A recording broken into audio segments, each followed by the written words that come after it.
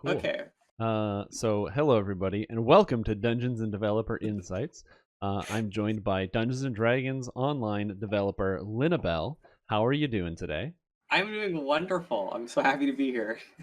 Yeah, I'm doing pretty good, and we've got the right setup here to discuss Mabar the Endless Night. Now, usually when it came down to doing an enhancement tree, it was like, oh well, here's some ideas with clear-cut things.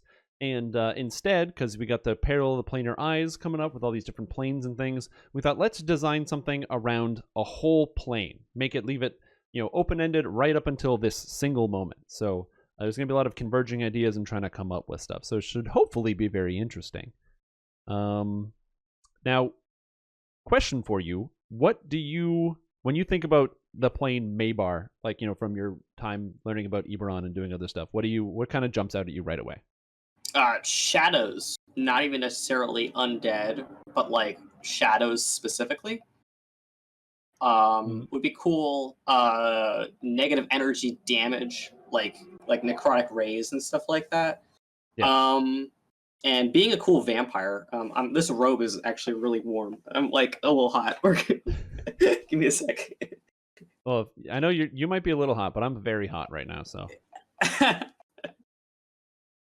Yeah. There we go. Easy peasy. Yeah, the description of unending darkness and negative energy is straight up. I just grabbed it from the wiki, which was from the 3.5 book, and it's kind of similar. Mabar and Dolar are different. For those of you that don't know of the different planes, you have Dolar, which is the plane of the dead, which is where you go when you die, versus Mabar, which is kind of like the plane of negative energy. They're separate things. Dolar is a natural process that everyone goes to, whereas Mabar is like shadows and possibly more nefarious evil creatures and that sort of thing. So not necessarily like you don't go to Mabar when you die. You go to Dolar when you die. But Mabar is kind of tangentially related. But yeah. I guess the question is, what are we making here? Is this universal tree? Is this a class tree? I feel like this a class tree. What would fit know. with Mabar? What would be an interesting Mabar theme? See, let's think about it. Yeah, I was just gonna say, when I thought about Mabar, I was thinking, like as you said, shadows and stuff, and even vampirism. And then I was like, who comes from the plane of Mabar? Like all the succubi that are in DDO, they all come from the plane of Mabar. And I'm like, that's like soul stealing. That's kind of neat. So what if there was soul stealing and soul giving, and you had like a give and take kind of energy transfer sort of thing going on? I don't know. I had some different ideas with that. So I think we might be coming at this from very different angles, which is kind of cool. Yeah, I mean, I don't know. It looks like people are saying Warlock, but like Warlock already has 3 trees, or 2 trees that are objectively evil looking. Cleric already has the evil half of Defined Disciple. Yeah. I do like the idea of Rogue. That's kind of interesting. Imagine like it's almost like taking Shadow Dancer and literally turning it into a rogue tree. I just spent a whole week building Shadow Dancer again. Well, then it has to be different, but yeah. Salty from the Abyss. Rogue. Evil Paladin. What if this was like a evil Paladin thing? Like an anti-Paladin tree? So this would be like mutually exclusive with Knight of the Chalice? Yeah. This is like inverse Knight of the Chalice? Maybe. Knight of the Shadow? Smite Good, which is the opposite of Smite Evil. Possibly. A Blackguard, if you will. Yeah, I mean, that could be interesting. I'm assuming that we're not, we only have like a couple hours, so a whole class design is probably a little bit off the table. I would say what I would like to build here. Yeah. A Blackguard Paladin tree themed to Army Bar. That sounds really fun to put together. Okay, sounds great. A Shadow Caster tree we could probably also do. That's what you were angling at. No, I'm neither here nor there. I actually really like the idea of kind of putting in the Mabar theming with also some of the Paladin identity, because you will have people who will worship, like Paladins worship all sorts of different deities, right? So a Paladin of the Dark Six might be more attuned to Mabar than one of the other different planes. So that makes sense to me. I'd love to design that. All right, well, that actually sounds pretty cool. It's just a Blackguard. I can't spell. Oh my gosh. Would it be Blackguard? I only ask because I know that's the classical Paladin name, but this is very like Mabar specific, so like shadows and that sort of theming. Blackguards are more like poison, negative energy. But this Shadowguard, Night Guard, Yeah, there we go. Now we're talking. Shadowguard. Yeah. Definitely not Blackguard TM, and then we just highlight this and we hit it with the superscript. Yeah, hit it with that superscript. There we go, and Exactly. Well, again, the reason why this is interesting is because Blackguard is straight up like anti-paladin. Shadowguard is a different variation of paladin. It's not Knight of the Chalice. It's a different direction. I do think making it straight up exclusive with Knight of the Chalice might actually be really fun. Yeah, exactly. 100%. It should be straight up exclusive. It's like, you know, your paladin is coming at things from a different angle, but I do think that Shadowguard doesn't necessarily 100% mean evil murder paladin. It's just, you know, you just lean into the shadows a little bit. It's just a little dark, a little gloomy. Exactly. like more like Batman, you know? More of a Batman feel to it. Like exactly, like Batman if he used a sword and shield. Yeah. Or maybe a great axe, which would be a very different Batman comic. Yeah. All right. So putting it out there, Smite good. That is what Blackguards use in 3.5. I'm pretty sure. It's the opposite of Smite Evil. Does the same thing Smite Evil does, but it only works on good people. So here's the problem I have with this: is there's like 8 good monsters in DDO. All right. So I like the idea, but conceptually that doesn't work. Well, what if it was just like an option? You know what I mean? Like it's Smite Good also was there. Like it unlocks Smite Good defeats. It could be in the tree. I'm not against the idea of Smite Good. I do like the idea of like a shadow like shroud of some kind. Like a not like a death aura, but having like instead of the paladin aura of good, you have a paladin like shroud. Ooh. What that is called is an aura of menace. Like Aura of an actual menace. aura of menace. So it's instead of buffing allies with defensive stats, it's an offensive aspect of the aura. Okay, sure. Turns your paladin buffs into enemy debuffs. Yeah, sounds good to me. All right. I think what else we want here? What are some of the ideas that you had thought of when it comes to Mabar? Things that you think might fit well with the theme? Gosh. Negative energy healing. This will let you heal undead as a paladin. So like you get if healed you're partying with energy. like undead players, you can heal them. Like lay on hands. Well, that already works, but does it? I mean, it already works, but like, what if this were like works 100% against undead? You know what I mean? Lay on hands actually is more than 100% against undead. What if instead you could add the inflict spells to your spellbook? Sure. That sounds great. Does a lot of negative levels. Sounds fun. Yeah, negative levels also sounds good. I'm trying to think. Paladin, Knight of the Chalice is like a light damage effect that scales up the more Paladin you get, the more further you go into it. Would this have a negative damage effect, like similar? Is this going to be like a reflection of that tree, or is this going to be something totally different? I like having the bones of this be a reflection, and then rather than some certain stuff, we just invent new stuff. And that way we have, because this is like the opposite of Knight of the Chalice, is that when we need to, we can rely on Knight of the Chalice to fill in some of those gaps, but like we don't have to stick 1-to-1. Okay. Yeah, some type of negative damage on hit. Mm-hmm. What else would be good? Would there be a possibility to put it somewhere in the tree, like a tier 5 or higher capstone or something, to actually wholly heal from negative as paladin? Yeah, probably. Because in the Knight of the Chalice tree, you get reduced healing from reduced damage taken from negative healing. So if you're like a necromantic paladin, you heal for less being a Knight of the Chalice. So this would allow you to heal as just straight up necromantic, maybe? Yeah, that actually sounds like a really good tier 5. I don't love the idea of making it a capstone just because then you have to wait till 20 for like your cool ability to turn on. Mhm. And that just makes it sad. What else fits really well? Shadows and abilities. I do like the idea of the drain. Paladin has like their big ability, their divine retribution, where they get their smites back, Mhm. which is really cool. And I feel like that there should be something that also returns your smites to you in the tier 5. I don't know. Sure.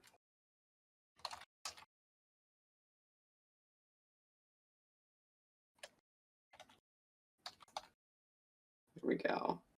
Yeah. What about a shadow summon, like the skeleton knight, Hmm. that you control a shadow? Would it be your shadow? Like thematically, like your shadow detaches itself from you. You know what I mean? Yeah. Maybe pretty cool. Um. This is just hitting the idea page. You don't have to use it. These are just like hitting the wall. Dark Hunter, gaseous form. Does this need a form? I don't know if this needs a form though. Probably some sort of command undead thing. Oh, turn undeads are command undeads. Instead of turn undead, you get the rebuke where you control them instead. Mm-hmm. It kind of feels like, well, what other paladins have a whole bunch of class features rather than feats to separate them from a fighter, and so it's like we've got like cure disease, so that would just be like inflict disease. Yeah, it would just literally inflict disease, taking the cure disease charges. Yeah, I don't like the idea of this character turning undead, mostly because, the like it doesn't really feel like that's what the paladin is doing. It's more just control of necromancy as opposed to actually becoming undead itself or becoming a shadow. Yeah, I guess we the charges, but like it's not going to be through the button turn undead. Yeah.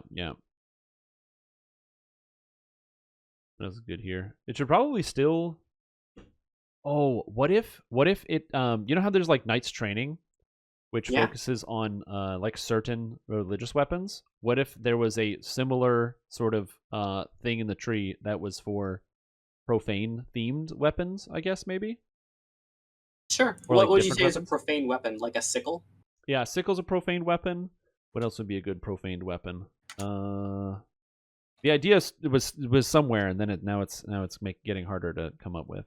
Because other than sickles, what else is a profane weapon that is in DDO? Scythe. Yeah, exactly. I'm like, scythes are pretty cool. Yeah. Maybe it's like a bendy sword thing. Oh Yeah. yeah, like oh no, falchions. Yeah, falchions, kopeshes, scimitars. Yeah, all the bendy blades. That seems kind of cool. Yeah, because the paladin gets the other one gets warhammer, longsword, battle axe, and greatsword, Mm-hmm. and so this is sickle, falchion, scimitar, kopesh. Yeah. Seems about right. What else kind of fits in here? What else kind of jumps out at you as like a maybe not so much evil, but shadow paladin effect? I don't know. Let me look at what Knight of the Chalice actually does. Yeah. I like the idea of some type of like on kill effect. So like a built-in feeding or something like that in the tree. Oh yeah, for sure. We can steal the tier 5 heal thing from Barbarian. Yeah. Oh, blindness because it's shadows. Yeah. I Yeah. love that idea. Blindness type effect. That's a great idea. That's fantastic. All right. I think that just like Knight of the Chalice, this should probably have Sunder as its DC. Like I don't think we need to change that. Yeah, it should still be a Sunder. No matter what, Yeah. you're a Sunder boy. Yeah. Mm-hmm. Yeah, I'm feeling pretty good about this list of ideas here. Yeah. What else just hits the wall? I'm trying to think. Shadows. So you got blindness. You've got. Could you have what about an obscuring mist guard? So casting obscuring mist is really annoying. But what if you could have an effect where when you take damage, there's a chance for it to drop an obscuring mist on the ground? what if your aura just later on lets it upgrade so that you just have like a dark mist around you, so you just kind of bring one with you? Yeah, that's a great idea. I love Uh, that. dark aura literally literally has darkness. Like, yeah, we have obscuring darkness from Tiefling. Yeah. The problem with Tiefling is you have to cast it, and so your character takes like an hour, and you put it down, and then everything's already dead. So the idea of it Well, this being one like comes with you. It doesn't have that problem. Oh, or it could be, you know, remember the tree action boost? What if it's Shadow Cloud action boost? Yeah, maybe. Like it just is an action boost, but it turns like makes a cloud. Yeah, it makes a cloud that follows you, so it's centered on you for like 20 seconds, then it goes on cooldown. Yeah, probably cool. Probably cool. What else goes in here? A pig pen aura of dirt, kind of like, yeah, exactly, like pig pen. Yeah, exactly. Just a little nicer VFX. Fear-based stuff makes sense. Yeah, a lot of, you definitely have some fear. Mm-hmm. What else fits in theming of darkness? You got blindness, despair. And imagine somebody is now role-playing where they're using the shadow tree, but they're not doing evil stuff. What is something shadowy but not necessarily evil? That's really difficult because a lot of our stuff that we're leaning on here is like Oh yeah, very evil. Very, very really evil. typecast. Like, I don't know how you cast the words. You say the words "inflict disease" and don't think that's a bad guy doing that. Well, so that's true, right? But there's also, I think about it in the Henshin Mystic tree. They got an ability: shadows cannot exist without light. So it's sort of like it's the opposite philosophy that like you need a little bit of both. So I'm like, I feel like we don't have to have it. I'm just thinking, is there something that you can think of that comes off top of head that's like, you know. Oh, like there's like a single tier 5 that's like break away from the shadows kind of dealio. You know what I mean? Yeah, possibly. Maybe some light stuff. Who knows? There we go. Yeah, exactly. No, that makes a lot of sense. Like like I'm just trying to imagine, because some people do think about their characters in terms of the roleplay perspective, and so they might see the Shadow Paladin and be like, well, I wouldn't play that because I wouldn't play a Paladin that would do that. And then also just even trying to fit in DDO's alignment restrictions, you have to justify playing a lawful good Shadow Paladin. That's a really good point. Maybe this is one of those things where like literally tier 1, if you like scroll down here, is just like your alignment is considered like true neutral, and then like core 12 is like your alignment is considered evil. You know what I mean? Sure. Yeah, that works. It changes it up. Oh, so it just makes it in the tree, so you can't select it, but then it just automatically applies an effect to your character. That's a good idea. Yeah, so it's not even that you're like evil, it's that like literally if like an enemy in the game tries to hit you with something that would only work on like a good character, it just wouldn't work. Yeah. Okay, interesting. That's a cool idea. What about the idea of summoning a mount of shadow? So that's something I actually really want to do. Is there's like a paladin class feature, like Blessed Steed or something like that. Yeah. And I think like given how we made the mount things, it would not be inconceivable for there to be a button that would summon a horse. Yeah. But that's like a paladin class feature rather than a thing in the tree. And then something in the tree would say like your blessed steed is now like a nightmare. You know what I mean? Yeah. Which I think would be really interesting. Part of me thinks it should be like a level 20 thing that just is only a cosmetic. Like literally, if you're level like the core 20 for like the now 4 different paladin trees, you know what I mean? And that's like 4 different ways that you could change it. So it's like a neat little cosmetic boost to go to level 20 paladin. Yeah. What about the idea? This is something I thought of because it's like shadow. Some type of like life stealing effect, like an attack that deals damage and then heals you. Oh yeah, for sure. That makes a lot of sense. Oh my god, that's the exalted smite. Because you know how you get smite good or whatever, and then there's exalted smite and paladin. It gives it extra crit multi. This exalted smite adds like shadow damage and then heals you for some amount. Yeah, makes sense. Oh, it's like inverse smite. Maybe it's one of those things where it's like, so, like in the Night of the Child's tree, it's like you gain +1 to attack evil creatures and deal 1d4 additional light damage. What if the actual on hit thing is like you deal 1d2 additional like evil damage or negative damage or something like that, and also heal 1d2 in like positive energy, you know what I mean, or like positive or negative if you're an undead, kind of dealio. That's So great. It it gives you like a doesn't. built-in vampirism. Yeah, we'd have to put like a few second cooldown on that because it's like it's a lot of healing. This gets up to like 76 up there, and that's a lot of healing, especially since paladins have a lot of healing amp. Yeah. But I like life stealing in the cores, and that's like a justification for it. It's not just like a palette swap of like the light damage. You know what I mean? It's like half healing, half damage. Yeah, I really like that idea. Exploding bat attack from Vision of Destruction. That's a great idea. Mm-hmm. Okay, so we've got a lot of good things to work with here. So we've got the theming. We've got a reason why your paladin would do some of these things, because we've got an alignment change in here, which is just a smart idea. Now, you had mentioned the idea of like vampire something. Does this kind of hit that vision, or should this be vampire adjacent? I think that like that whole vampirism and stuff like that is a really easy thing for a player to like make that story in their head, especially if they picked like daggers and they're like a blood of all.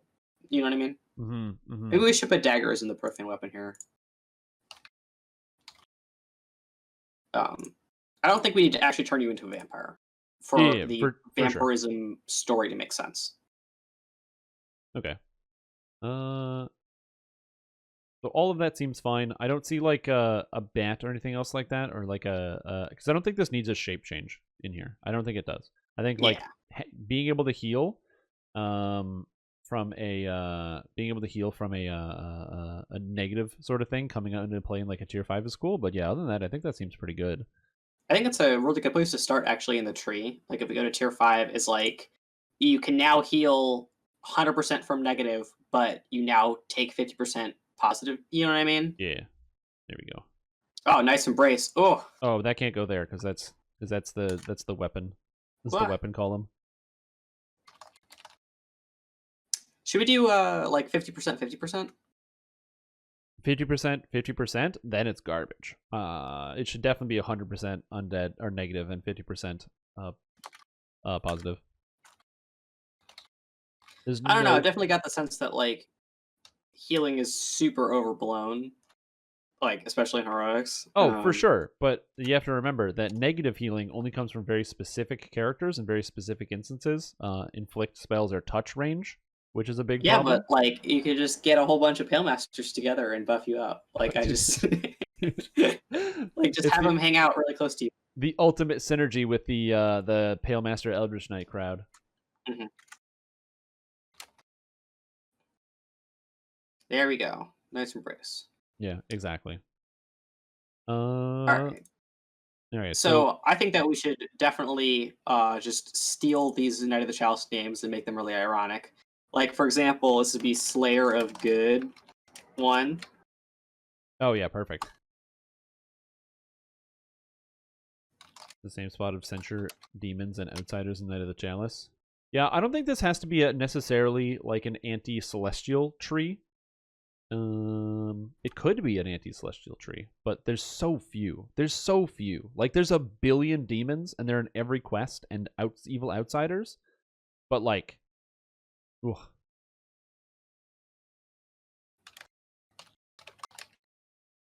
So I'm not sure. I love that idea.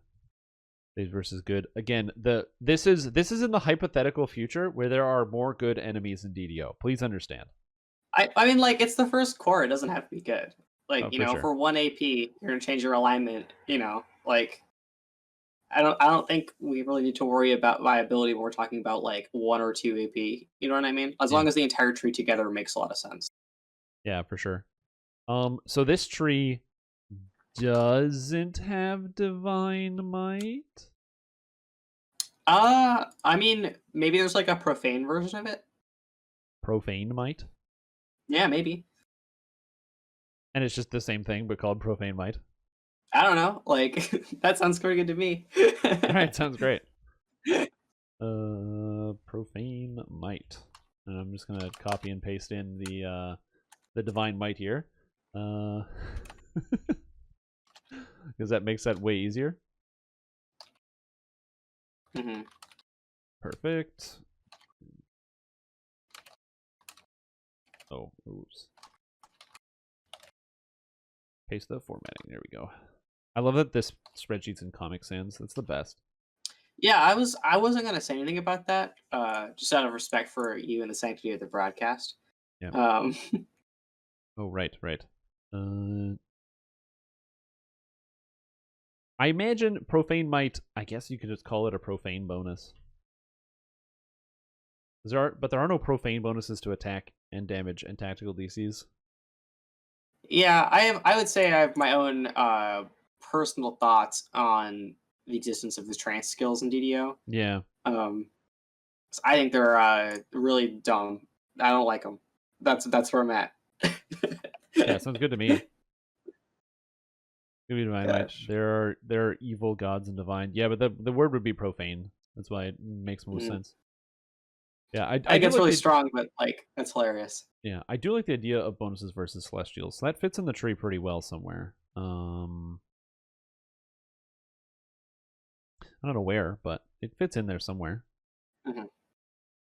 Okay. Yeah, Profane Might. It could even be just called Shadowed Might. My worry is that we will use the word shadow way too many times. Oh yeah, you gotta take profane when you can. Like yeah, you gotta spread it out a little bit. Like my thesaurus skills are weak thesaurus skills. Yeah, we got shadow, we got darkness. You know, like we got about it. Shadow's Caress for lay on hands. Oh yeah, what about lay on hands to deal straight up shadow damage or like negative damage to people? I feel like that just like won't be very good. It won't be good at all. It'll be bad, straight up. Part of me thinks that the opposite of healing in this particular case would be a debuff. Like maybe this is just a really good debuff. You know, like you use lay on hands to debuff an enemy. Yeah, sounds good to me. Oh, that's kind of cool. Like, well, the problem is you don't really get a lot of lay on hands charges. Is the big thing. Like, you can't just throw it around all the time. But it's like maybe it's like a debuff that's specifically for anti-bosses. You should just save one for a boss fight. Maybe you could apply some type of thing to it. I'm not so sure. It could also be part of the cores. Remember, in Knight of the Chalice, they've got like a bonus to their disease, their remove disease. I think it's at level 6. Remove disease gets improved. I'm just gonna double check. Yes. So then the third core would be. I'm just gonna double check here. Paladin, Knight of the Chalice. So then you've got Slayer of Evil 3, which makes your remove disease super. So instead, or Slayer of Evil 2. So that would be the inflict disease spell, I guess. How would that work? How would you inflict a disease? What disease would you do? What I would say is that it like literally it would just start up like when you have this, it would be like grants plus the remove disease charges. You now have access to a new feat. Inflict disease. Shadow for a limited time makes them hard to hit and healable with negative energy. Oh, that's so cool. Shadowed lay on hands. It's like a tier 4 enhancement, and then if you hit someone with lay on hands, they can be healed by negative for a period of time. Oh, that'd be pretty cool. I like that. That's great. I don't know. Applies a cool debuff. I feel like the using lay on hands for the debuff. I feel like honestly, I'm gonna go back on myself here. The opposite of the remove disease is a debuff. Yeah. So then inflict disease would just be a debuff as opposed to a whole ass disease. Yes. Yeah, I like that idea. And then so the opposite of lay on hands would be like a buff to your friend, you know what I mean? Mm-hmm. All right. I mean, I do like the idea of it being a curse instead of a disease, mostly because the Shadowfell probably doesn't, not Shadowfell, but like the Mabar probably doesn't have a lot to do with diseases and is more curse oriented. Mm-hmm. Like the disease is more like death and decay, right? Yeah, I mean, like at the same time, necromancy in 3.5 is purely within the realm of disease. Like the spells contagion and stuff like that are all super necromancy. Yeah. I guess in my mind, like it's the ability is called remove disease. The opposite of that is inflict disease, even if it's not that Yeah. 100% Mabar-y.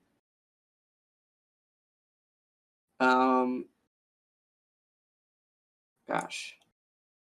What else does Knight of the Chalice do? Okay, so we got the second core hero. It seems like it's buffing your aura of courage. So this should instead say aura of courage. Yeah, so this would be Aura of Menace. We already used aura of menace, so it'd be just like aura of fear or something. Oh, yeah. Yeah. Or Aura of Malice. Malice is good. Does it replace? Does it wholly replace the Aura of Good? Yes, and I think that it should have specific rules as to what those buffs do. Okay. Because, like, for example, in Sacred Defender, there are buffs to certain parts of the like your aura, saves and all that other armor stuff. class Yeah. and stuff like that. Those should just straight up turn to debuffs. So you should like that's sick. So your Aura of Malice could be like minus like 5 to enemy saving throws or something just by standing next to them. If you spend a bunch of points in a tree that you don't want to use with this one. Yeah, so it's like for example, if it would boost armor class on for your friends, it now penalizes the AC of your enemies. Does that make sense? Yeah. Malevolence of Mabar. Love it. Yeah. And then we're going to just come down here and hit him with the classic Malevolence of Mabar 2. All right, makes sense. This should be good too. I think this is improved Malevolence of Mabar. Oh, it is improved Malevolence of Mabar. Yeah, that's true. Malevolenceler. For Strimtom wearing massive eyeliner benevolence. Now? It is not just you. I am also wearing eyeliner, yes. Yes. We're all wearing eyeliner. It's very important. It's because it's a plane of night. It's because it's dark like my soul. All right, this is Slayer of Good 3. All right, so this needs to boost. All of these need to boost your.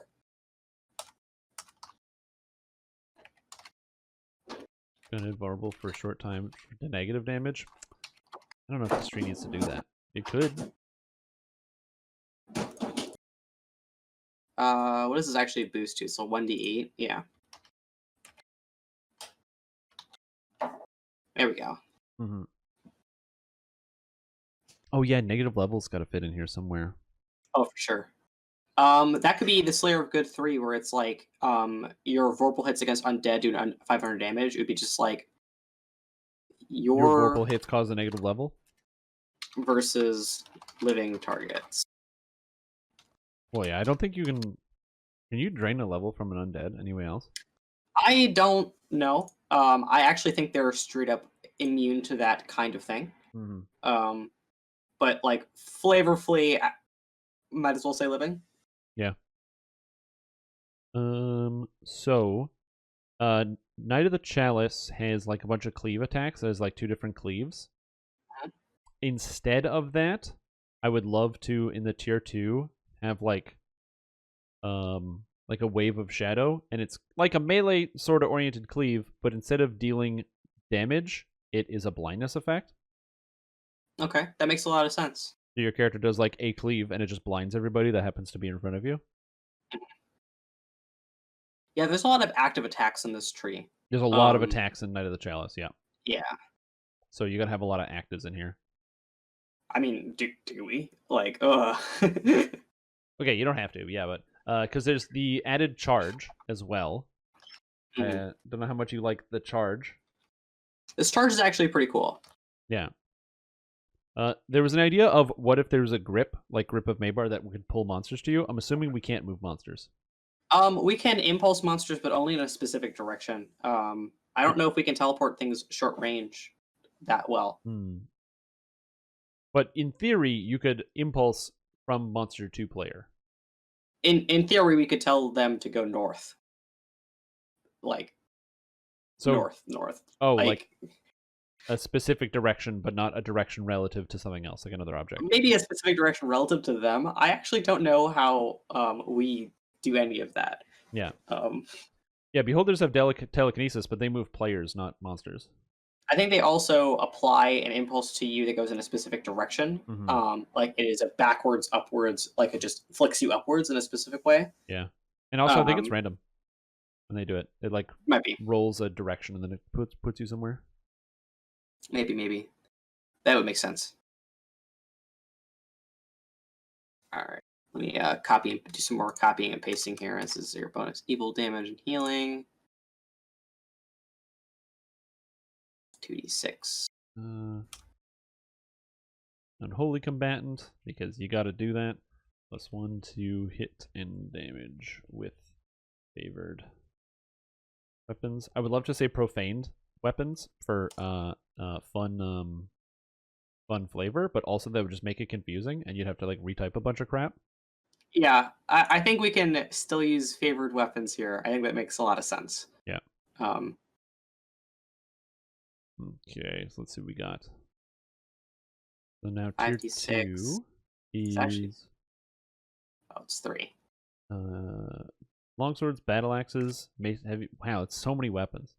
And Yeah, there's a lot going on in this tree.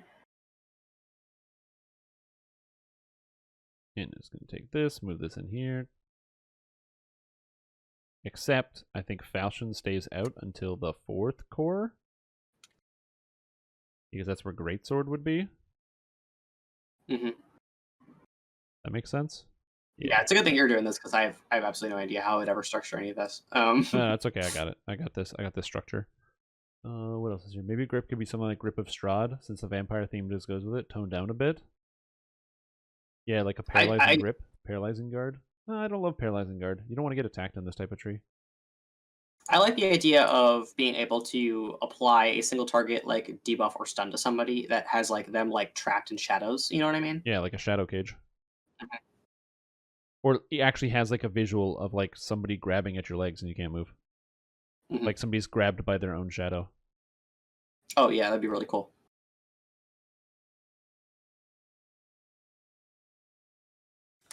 Wait, is there There's a lot of stuff in the course here. I'm sorry, I'm just typing all this out. There's 2 enhancements called Holy Combatant and the Knight of the Chalice Tree. For shame. Interesting. Okay, so now, Thesaurus Shadow. All right. Perfect. Umbral Combatant. Good word. Gloomy Combatant. And let's see. Oh, perfect. Shade Combatant. There we go. We just need more Thesaurus. Shadow effect that gives displacement. Oh, yeah. That just occurred to me. Well, they're going to have the action boost, though. Action boost Shadow Cloud. All right, I just got an idea. What if the abilities in the cores only applied versus good, like the plus to hit versus good or whatever, and then there's just like a tier 5 or something that says like your abilities only work versus good, don't work against everybody. And that way we could have the flavor in the cores, but realistically it doesn't actually restrict you at all. Okay, yeah, that's great. I love that idea. That's a perfect idea. It fits really well. Imagine this being coded as that if you had shadows turned off on your client, none of these abilities work. Yeah. You have to have the shadows turned on or else it doesn't count. Yeah, that's that just occurred to me. Because I know a lot of people that turn the shadows off because like you know, it's difficult. That's difficult. Yeah.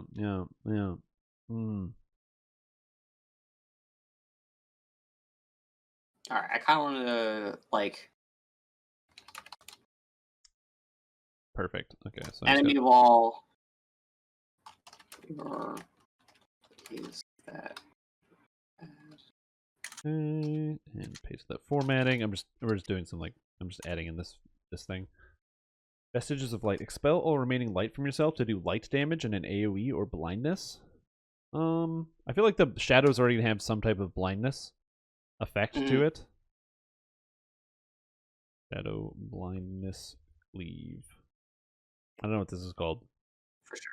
Does blindness leave frontal of blindness? Perfect. Make sure it says the word blindness in there a few more times. No, okay, I'll put it right here. Blindness. Perfect. Clean that up in a bit. You see through all, see darkness, you can see through all shadows, true seeing. Oh, could this give you blind sense, where you penetrate all concealment? Somewhere? Like on a capstone, maybe? So yeah, like, might even as if well. you're in like a cloud, or even if you're blind, it doesn't affect your character. Sure. Can I be blinded core and 18 if there's like some space. Yeah, like where you can literally see anything. That's a great idea. Yeah, you can't be blinded. Your vision cannot be obscured. Triax, I love that idea about imbalanced blow, where you more damage based on the difference from you and the alignment of your target. But this trait I like that. puts you evil, which is a problem. And two, like, I want to say, unfortunately, like probably 20 to 30% of monsters in DDO are like improperly aligned. It's not that high. Well, a lot of the important ones are like Babala Saga is a neutral character. I mean, maybe she's just misunderstood. That's true. Like, just a complicated character. That's all it is. We see evil, but it's actually just neutrality. Action boost, Shadow Cloud. Yeah, I like a better name than that. Asshole phase spiders? No phase spiders, please.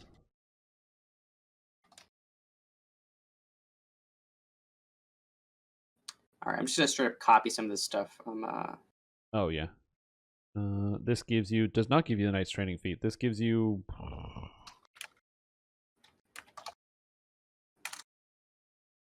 What does this give you?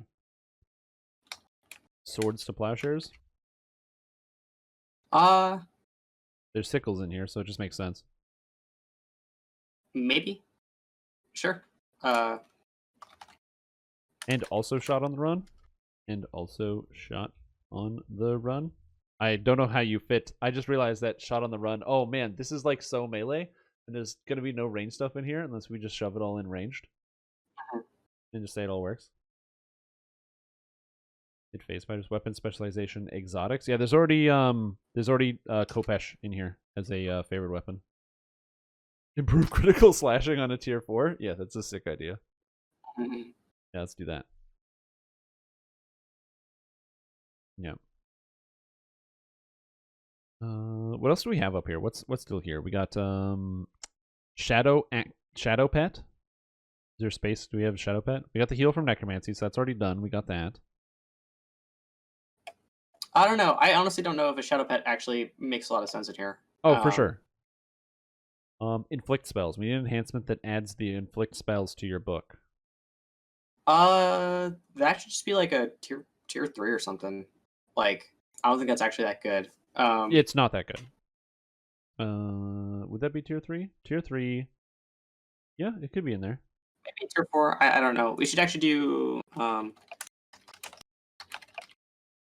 just so we don't forget the ability score increases. Oh yeah, good call. This seems like a strength charisma tree. Strength charisma? Yeah, strength charisma seems about right. We'll have to work. We'll watch later. Thank you for saving your bard. Anytime, Cedaron. I'm glad I could save your bard. Yeah, Okay, so turning something. I'm just filling the gaps to make sure we don't forget about these things. Is this tree going to have an Exalted Smite equivalent, or is it not going to? It can. That can go anywhere in tier 3. I don't want to like redo Divine Sacrifice or Lead the Charge. Like, yeah, those things we don't need Divine Sacrifice or Lead the Charge. They can be different things. Profane Smite, Shadow Smite. Yeah, Shadow Smite. Sounds good to me. The thing is, you can't overuse the word shadow because I imagine that people that are like really big into shadows, they're like that's all in it. That sounds good to me. Imagine an open wounds SLA. I mean, there is no It's open opposite of wounds. close wounds. It would be very weird if there was just an SLA in the tree. Mhm. Undead Shrouded Pale Master does mass critical, wipes the whole room and fully heals self. Yeah, but if you're playing a cleric with inflict masses, you just heal yourself anyway. Like you just heal yourself anyway. Like you can skip the whole step of like the inflict and just cast heal. Okay, what other good ideas did we have? What are the tier 5s? What does this tree do? Because so far we have you heal, and your core ability is that attack and saves by creatures that are good. I feel like that should be at the top. That should be like the ascent. Is that in the ascendancy or is that something separate? Oh, Ascendancy is the other side. I can move it up to the Ascendancy thing. Well, because so Ascendancy is +2 hit and damage with all weapons and +2 hit and damage with favored weapons, which will probably stay, and probably the fortification bypass because that just seems pretty standard. And then it does something, and then something special. Yeah, sure. Why don't we just do a little copy pasta here and hit him with the paste of that formatting, and then yeah, so that's pretty good. And just boo up. There we go. Okay. There we go. There we go. Look at that. Abyss, Oblivion, Shade, Gloom. Ooh, Oblivion. I like that one. So Holy Retribution, instant kill against evil creatures. So this could just do an instant kill versus alive creatures or like a humanoid thing. Yeah, living is good. All right. So this would be just like D5 gives negative energy burst. Nah. Abyssal Retribution. There we go. Yeah. But is it like copy pasta Holy Retribution, or does it do something else? Let's start with the copy pasta here and see what's going on. Yeah.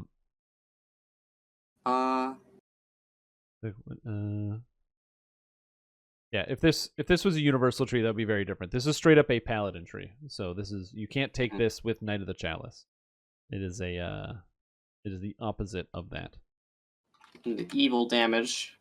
I actually don't think this is a bad thing just to switch over. Like, yeah, sounds good to me. Because a lot of people like Holy Retribution. It is very cool. I kind of wish there was like a different distribution method, I guess.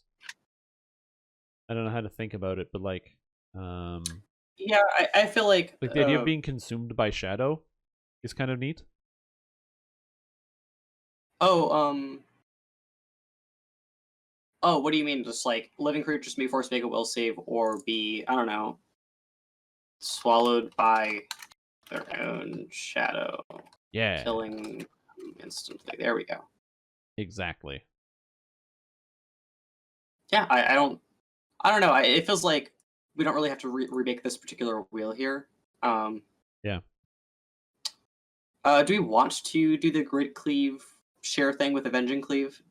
I don't really think that adds a lot. No, I don't think it adds a lot either. I think that there could be a better, cooler, shadowy attack. Do we even need another shadowy attack? Well, there's how many shadowy attacks do we have right now? We've got. All right, we got Shadow Smite, we got the Shadow Blindness Cleave, and then we got the Tier 5 Abyssal Retribution. Do we need 4 or is 3 okay? Shadowy things? In theory, you could use this as an opportunity to do something like really kind of off the beaten path, if we wanted. Such as? Either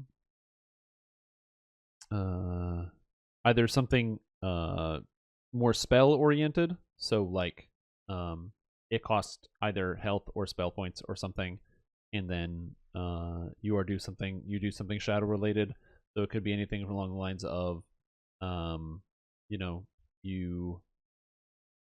debuff against enemies, or something that does a high amount of negative damage that just scales off of off of melee power or something like that. Something that just hits really hard. I'm not sure.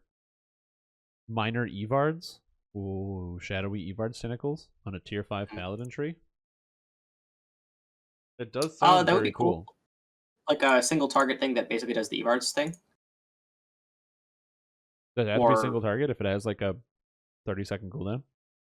I guess like when you say minor Evards, like I don't know what else that would be other than Evards that are smaller, because I worry that like that it already does a really cool thing. You know what I mean? And I don't want to diminish that cool thing, I guess. Yeah, for sure. Because when I think about it, like I said, I imagine like, or it could be like gateway to Mabar, and you open up a gateway to the plane of shadow, and then shadowy hands come out and grab somebody for the VFX. This is in the future where the VFX exists. And it would be something similar to Evard's Black Tentacles, but it would be like you're being grasped by shadow hands. Yeah, I mean, I guess the question is like, do you want to just do every skin Evards? Because that's really strong, but like, I think it'd be really cool. It'd be really cool, and it would be on Paladin, so. Yeah, but like, at the same time, the bonuses of Evards aren't necessarily its damage or its theme, it's the fact that it's like an unresistible CC, and so like, maybe this is like the core 20 thing, you know what I mean? Well, actually, I think what if it's connected to the Knight's Embrace, and it's like it creates a zone that instead of dealing damage or crowd controlling stuff, it slows monsters and you gain stats while you're in it. Oh, kind of like how Tiefling works. Yeah. Yeah, that makes sense. I would just like, oh, you know what this actually could be? This should straight up be a zone of actual Mabar. Like this could literally just be like bring Mabar coterminus in an area. Yeah, exactly. Yeah, 100%. This should just be a plane shift, then, wouldn't it? That's literally what that is. Yeah, plane shift. Yeah, sure. Plane shift Mabar. Bring a section of the. Slow using lay on hands. Again, the problem with having lay on hand stuff in this tree is that you don't really get any extra lay on hands in here, and you only get 5. I mean, it's already in Sacred Defender, so like we don't actually want to double up since it's a different tree. Exactly. Restyle your weapon to be something edgy, make you look like you're drenched in darkness as a toggle or something. There would need to be some type of clear visual to indicate somebody is in fact a shadow paladin. What about like a big fedora? Or a trench coat, you know? They just get the eyeliner. Yeah, exactly. Some eyeliner. Every core makes the eyeliner deeper. Exactly. Like, I was thinking more like you could get some cool kunai that you bought from a shop in the mall, and then Naruto around. But okay. Okay. So all right. bring section of the Endless Night into material plane, subjecting all enemies in the area to Mabar's mental effects. This actually should just literally not work on enemies that are literally shadows, which is a very narrow section, but would be flavors.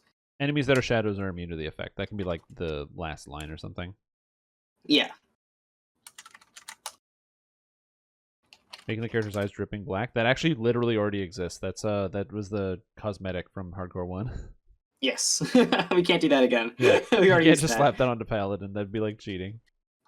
Oh, I got asked a couple questions. Planning on playing your Rage build in Hardcore, probably won't do Epic. Is Cleric still worth it? Cleric is still worth it. The best nuker for a first life? Alchemist, probably. But yeah, enemies are slowed. Do they even need to deal less damage? I'm imagining that instead enemies are slowed and they take like 10% more negative damage or something, or like 5% more negative damage while they're on it. So they don't deal less damage, because that'd be like a tank thing. Sure. More. There we go. Negative interval. And while you are unpowered by the plane. Instead gaining what? Cool stats. Oh, this says tree has 0 melee power in it. Yeah, but Hero Tree shouldn't have melee power anyway.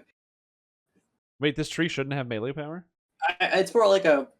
I guess in my mind, I have I don't like putting melee power into heroic trees specifically, especially ones that are really easily accessible.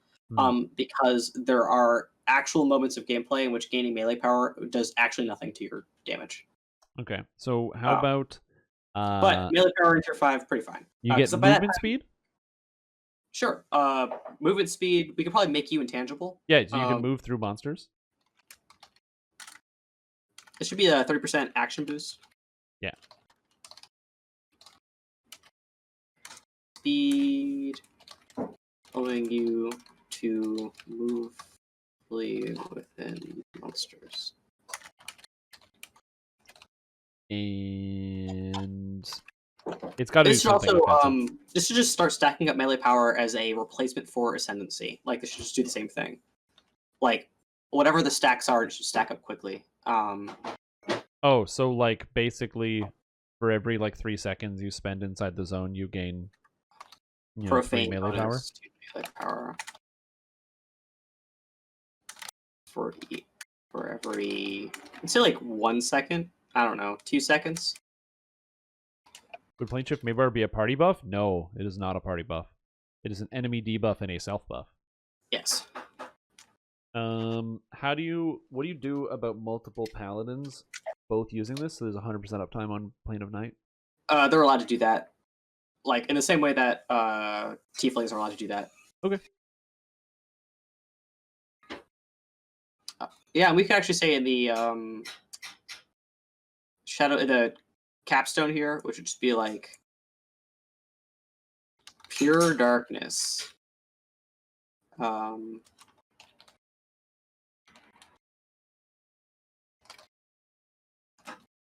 Yeah, I love the idea of this manifest zone. It's very, very neat. The Mabar environmental effect in Prison of the Plains.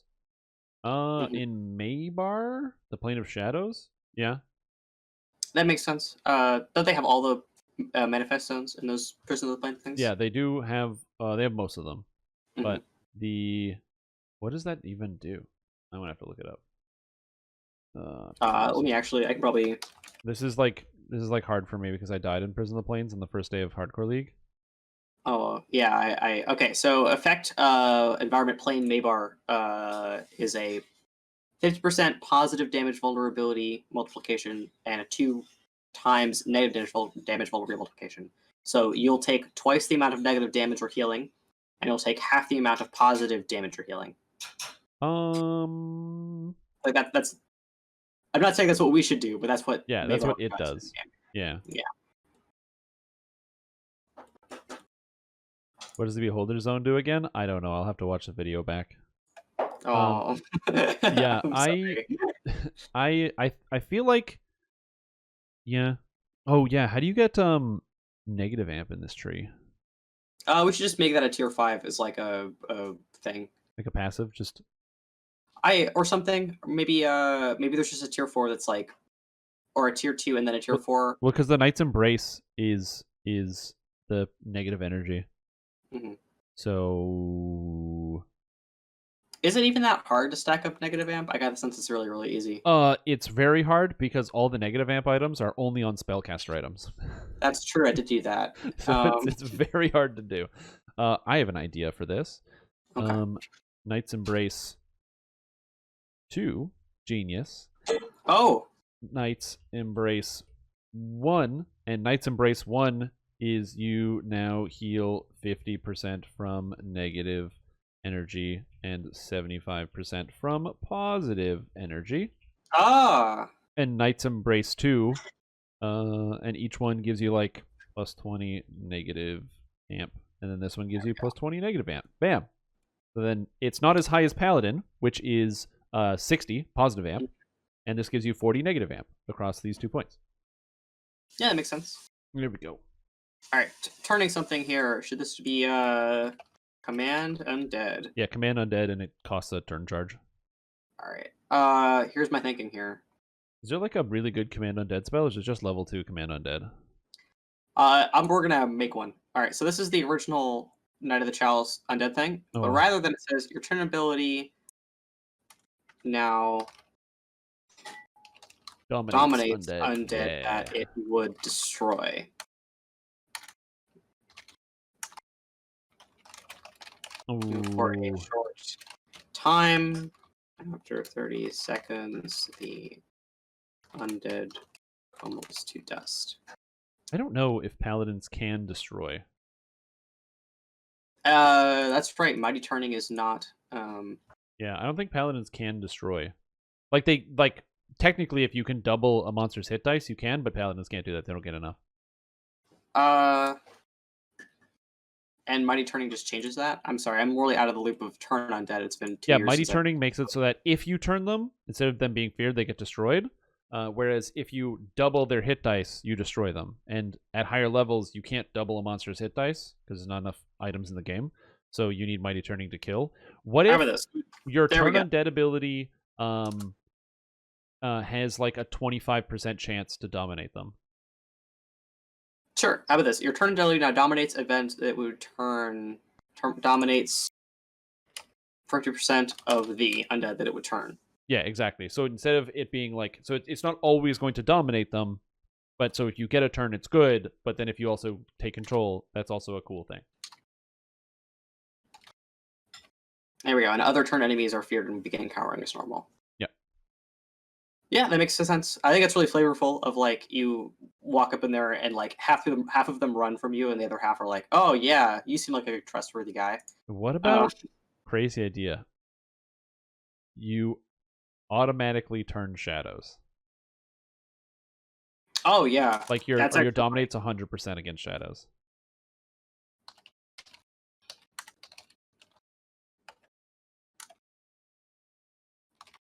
There we go. Shadows are automatic dominated. All right. So there's a tier 4 in here that's like you gain on Vorpal, stun, cat up evil outsiders for 3 seconds. I think should be Behead. You gain on Vorpal, slay target living. There we go. This just straight up just kill a living, like this you just behead them. Like this is an actual Vorpal with no HP limit. Is it tier 4? Yeah, maybe. What if it was like a upgrade version of it? I feel like it would be an upgraded version because there's 2 versions. So what if you had like Feed, which was on Vorpal, gain temp HP equal to your level, the character level, and then tier 5 is the full Behead. All right, I like that. Okay. Requires. What did you say the tier 4 is called?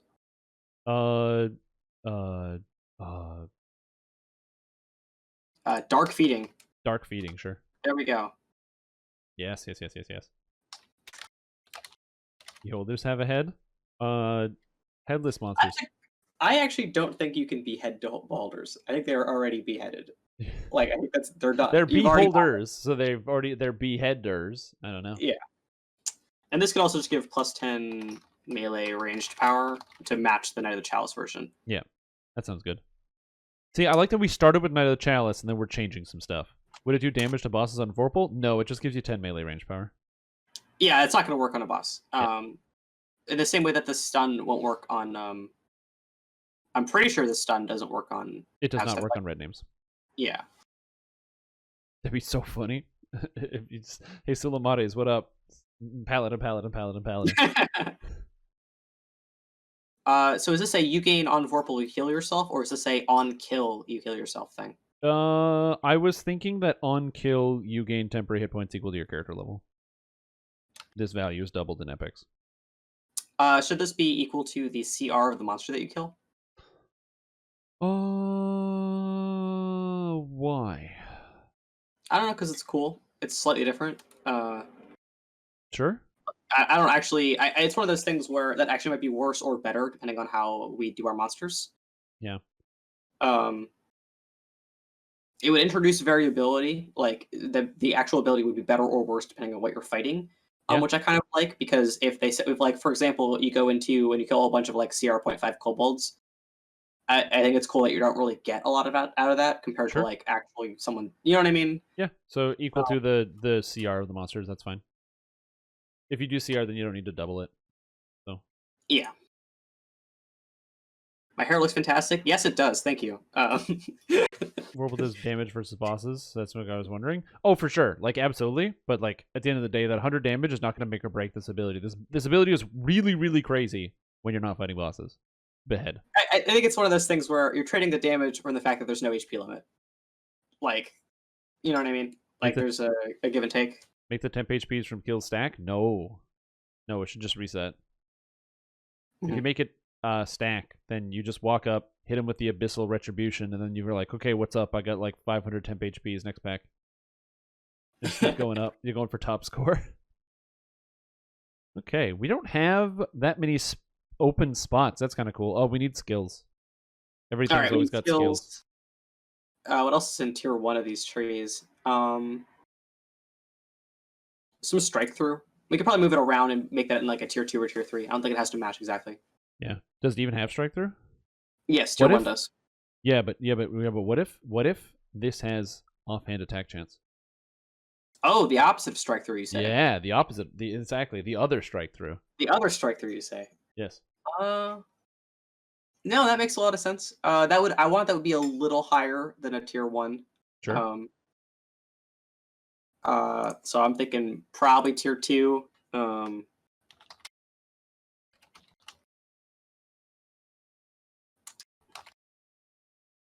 Give it timer stacks. Have a timer then. AKA Strimtom. Well, it just makes it easier. So that way when people are like, every time someone comes in Tom, I can literally just point and be like, no, I can be like, hey, read the sign. Don't make me tap the sign. Don't make me tap the sign. All right. No defense, all offense? Well, yeah, Knight of the Chalice is the same thing. Knight of the Chalice has no shield benefits. Shadow Blindness Cleave. So I imagine this being not so much an attack. It might be like plus 1, 2, 3 W or something, but I would much rather literally just be like a blindness spell type attack. Really? I think it would be cool if this was an alternate cleave. Like, in the same way that the the Knight of the Chalice one was like a cleave. Like, what if this is like you just press a button, you do a cleave, and then everyone you hit has a chance to blind from your stat DC? Yeah, sounds good. I'll just copy and paste the Knight of the Chalice thing and throw the blind in. Spooky skills. Okay, so the Knight of the Chalice one is called Knight's Authority, and this would be called like Blackguard's Reputation. Sure. Shadowguard's Reputation. Oh, that's right. We did do that. Right, I forgot the paste without formatting. Okay, so this is plus 2W. It shares a cooldown with the cleave feat. Is this actually going to have a longer cooldown? Because it's a blind? I don't think so, as long as the blind has a DC. Or at the very least, I'm not too worried about it. Okay. Alright, this extra tier 3 can be moved critical damage from tier 2.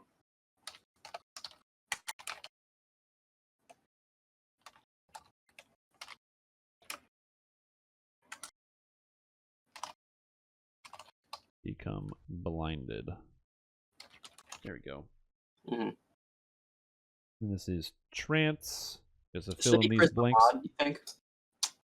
Deception DCs for sure. Yeah, I thought about the idea of assassinate making everything work in here, but assassinate is really sucky to gear for.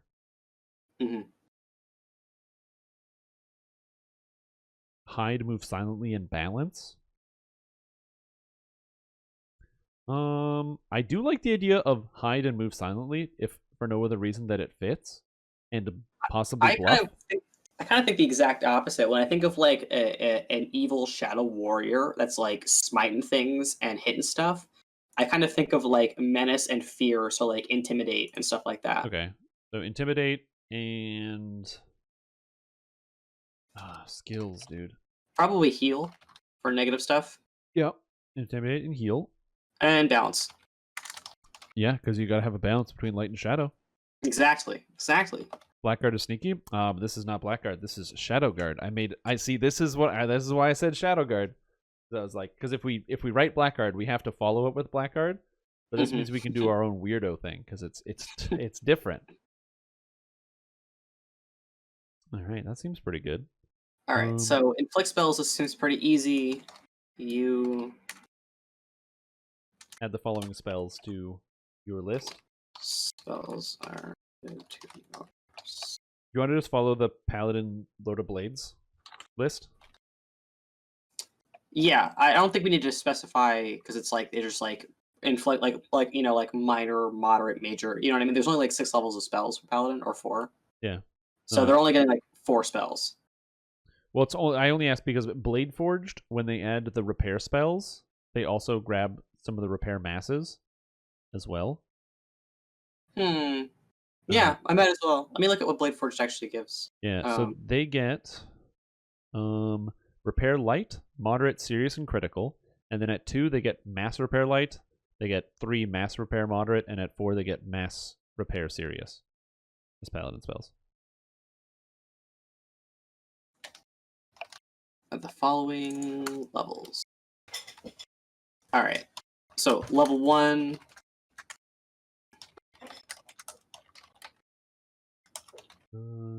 Plus for int on this set. Wait, inflicts as SLAs that actually have range? No, they don't have range. Then they're not SLAs. They're just added to the spell list. Wow, where do you see these spell levels? I'm just seeing a whole bunch of broken links in the wiki. Oh, no. I'm just I have played many Blade Forged. So it would be inflict light at 1. And then level 2 is inflict moderate. And then inflict serious. And then inflict critical. And then you just go one step behind. So the inflict moderate would also have inflict light mass. Inflict serious would be inflict moderate mass. And inflict critical would have inflict serious mass. And you might think to yourself, like, that seems really overpowered. But the thing you have to understand is that unlike Ranger, Paladin actually has good spells. And so these are locked up. Because this character still needs Death Ward. So you're still taking Death Ward. You still need Zeal. You still need Holy Sword. You might want to take Raise Dead. So the idea of them being here, like Blade Forge usually don't take the repair spells either. So it sounds a lot better than it actually is. You have Shadow Walk included already? No. We don't have Shadow Walk. Would this have Shadow Walk? Probably not. I feel like that is like served by the Manifest Zone. I think the issue with Shadow Walk is that it's just so overused. There's Shadow Walk in so many different places, and we have weirdo stuff like the Shadow Cloud action boost that we have to make still. Oh yeah, that's gonna be cool. Yeah. I'm just trying to see what else we are missing. Yeah, check the list. Because we have Shadow Smite, which does something. We need a tier 1, which for Paladin is... I don't know. I moved some stuff around. Yeah, your spell damage isn't going to be that great on the melee either. Exactly. You won't. This doesn't have any negative spell power on it. So, just like how Paladin doesn't have any positive spell power. So, offhand strikes can be a multi-selector for offhand strikes or strike through since they get falchions. No. I like the idea that they're still separate. Like, you don't get offhand strike chance with regular Paladin, even though they get nice training. It's kind of neat that they're just slightly different. Yeah, I definitely think that's like they don't have to like if they were matched 1-to-1, then we'd have far less creativity, you know? Yeah. All right, I think that the missing tier 1 could just be like 5, 10, 15 hit points. 5, 10, 15 hit points, sure. Yeah, I don't think it needs to be fancy. All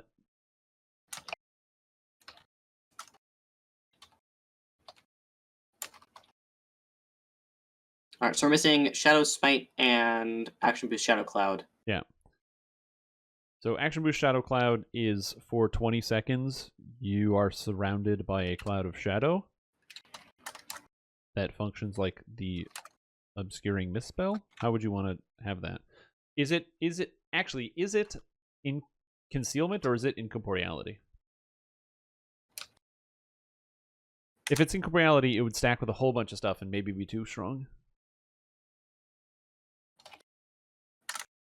Mabar's I think it's concealment. Like you are actually obscuring them with shadows. I don't really think this is an incorporeal kind of thing. Yep, sure.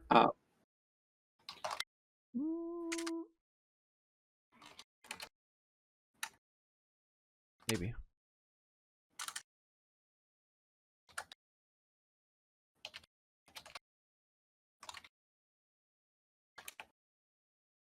I mean, this only lasts for like 20 seconds, so and has a limited number of charges. So partly me thinks this be like, you and all nearby allies within the cloud get 25% concealment, and you personally are considered like incorporeal with like a 50% miss chance. You know what I mean? Sure, yeah, that sounds good to me.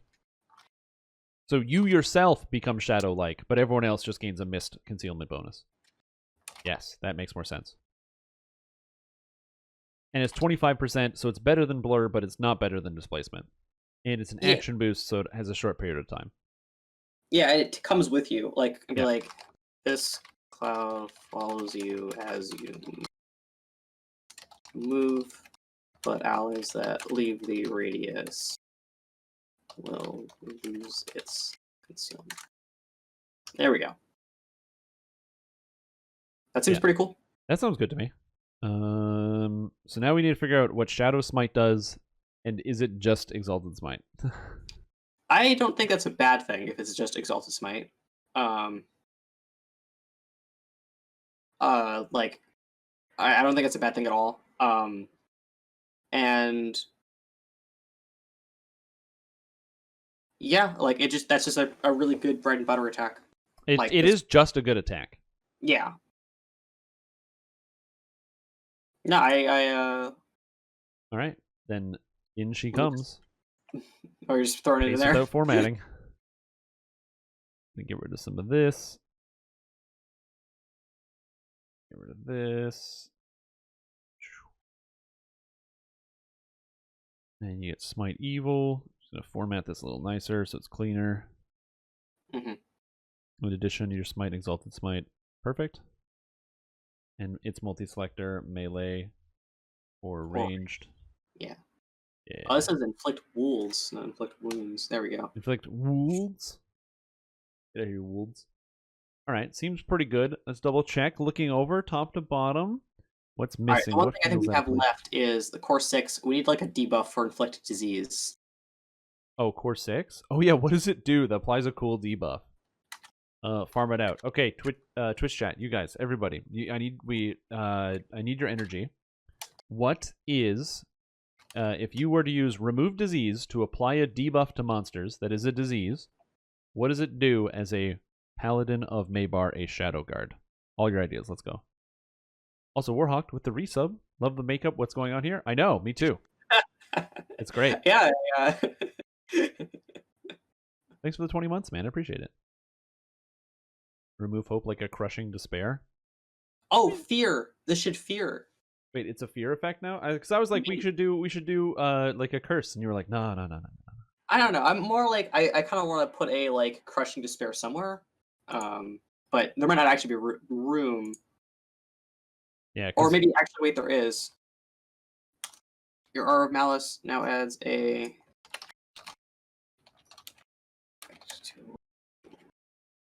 There we go. Easy. It just is crushing despair. Okay, cool. So you just have crushing despair now. Yes. Just an aura of crushing despair. Okay. Reduced healing amp.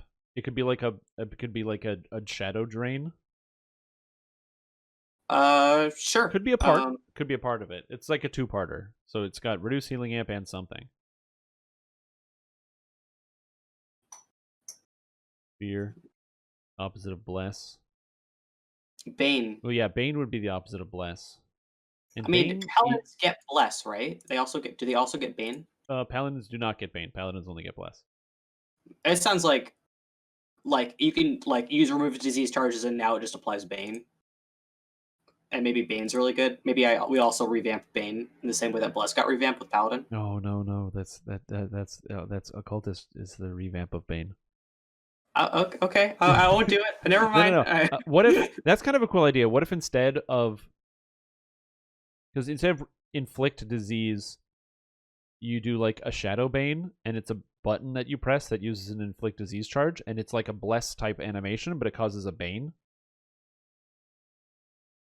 Yeah, it just sounds like yeah, you now have access remove disease charges. You may expend a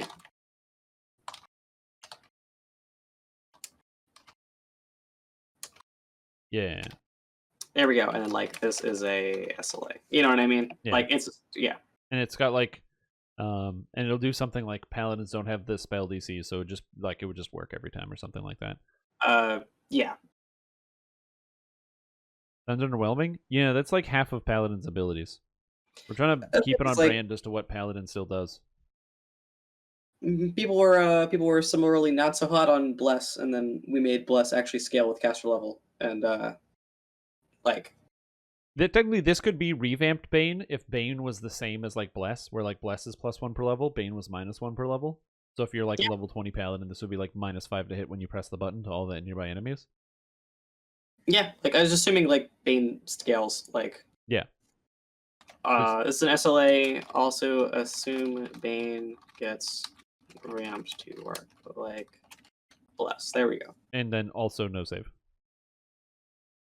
Man, I guess. And also no save. I mean, it costs a remove disease charge, right? So if it has like a DC on it, it's never going to work. And then you just don't even press it.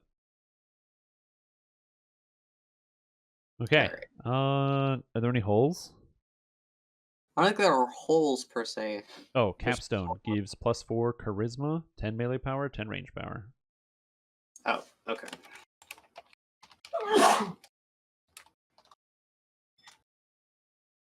Should be Charm Undead? We did that already. We're going to go through the tree here in just a second and revamp, but yeah, I'm just double checking to make sure we got everything here. Reputation. Yeah, it sounds good. Oh, Shadow Blindness Cleave needs a name. Bring Doom. I mean, I liked Wave of Shadow. Wave of Shadow, love it.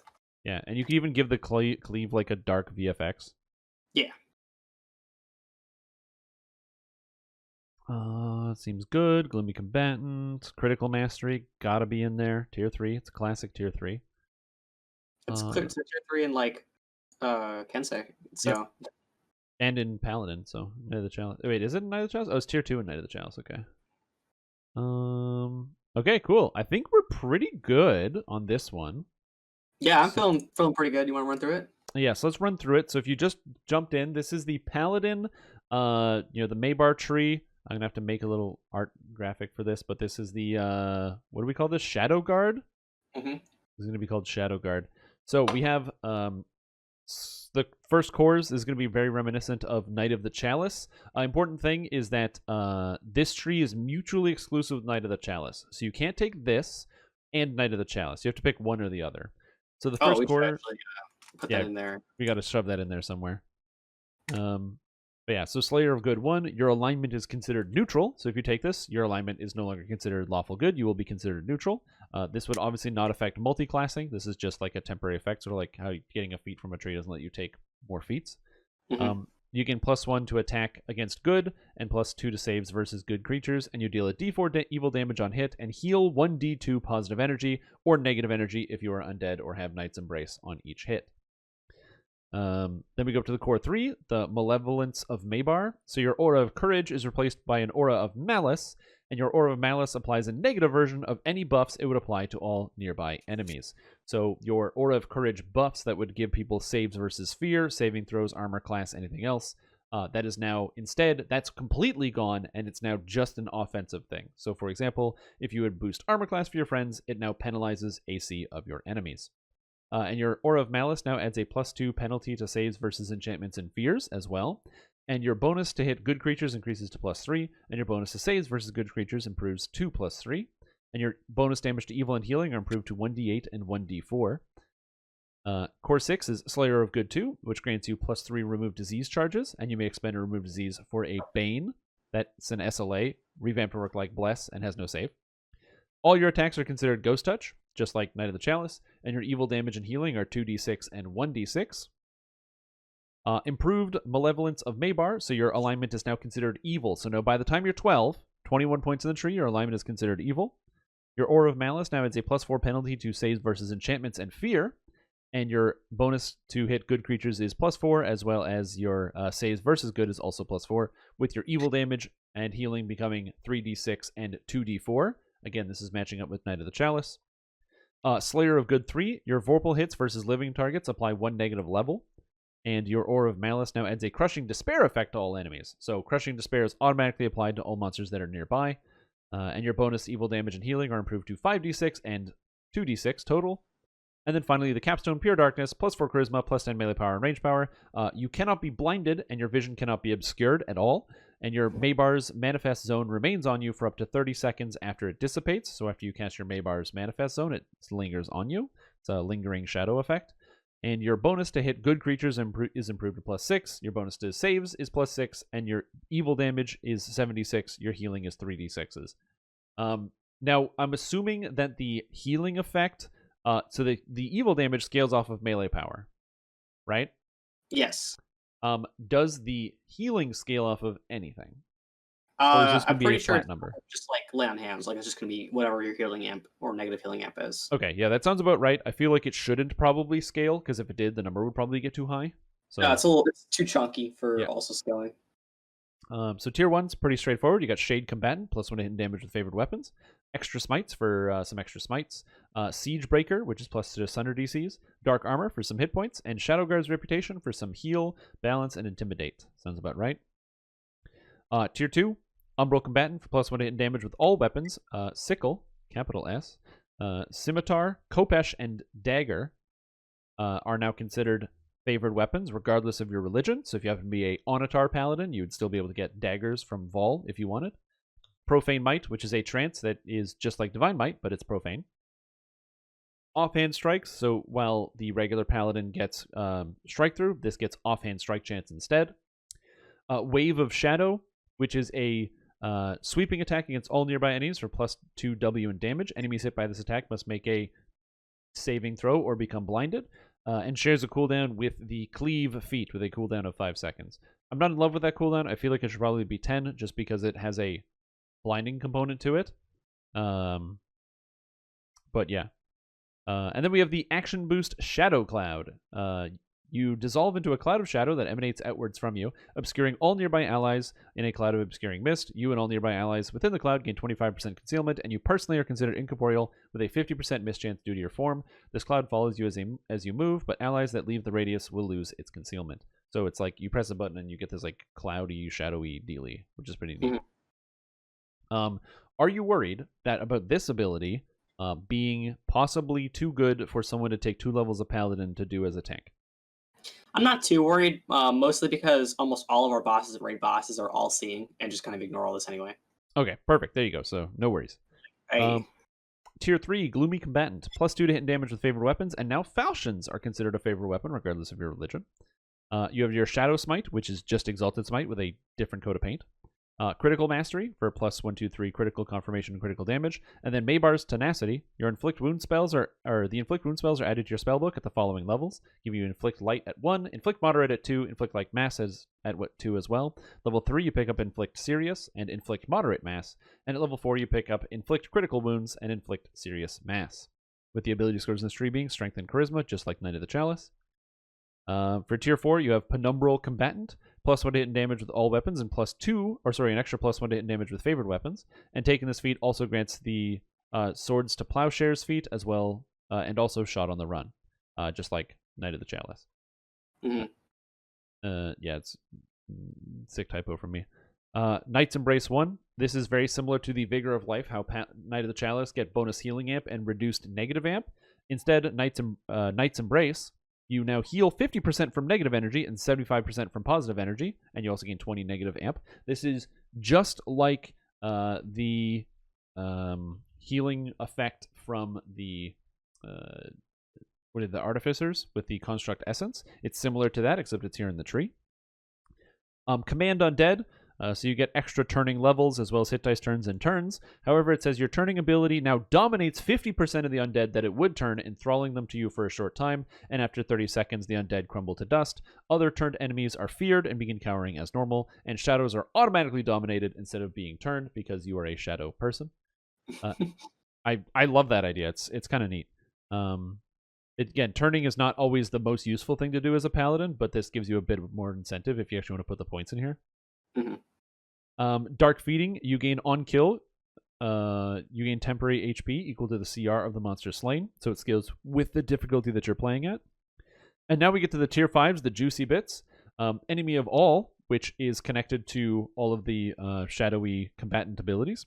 +2 to hit and damage with all weapons, +2 to hit and damage with favored weapons, and 15% fortification bypass. Your core abilities that add attack and saves versus good creatures now apply to all creatures. So you kind of just get this as like a whole encompassing thing. Knight's Embrace, which is now you heal, or Knight's Embrace 2, you heal fully from negative and half from positive, and you gain a little bit more healing amp, which is nice. Plane Shift Mabar, where you kind of tear open a hole in space-time and you bring a section of the Endless Night into the material plane, subjecting all enemies in the area to Mabar's environmental effects. Enemies are slowed and take 15% more negative and evil damage, while you are empowered, instead gaining 30% action boost bonus to movement speed and allowing you to move freely within monsters as if you were intangible. You also gain +3 profane bonus to melee power for every 2 seconds you remain within the manifest zone. I don't know how long the manifest zone lasts. And shadows are fully immune to this effect. So any shadows are they completely ignore your plane shift Mabar, because that's them. What if shadows, instead of being immune, are also empowered?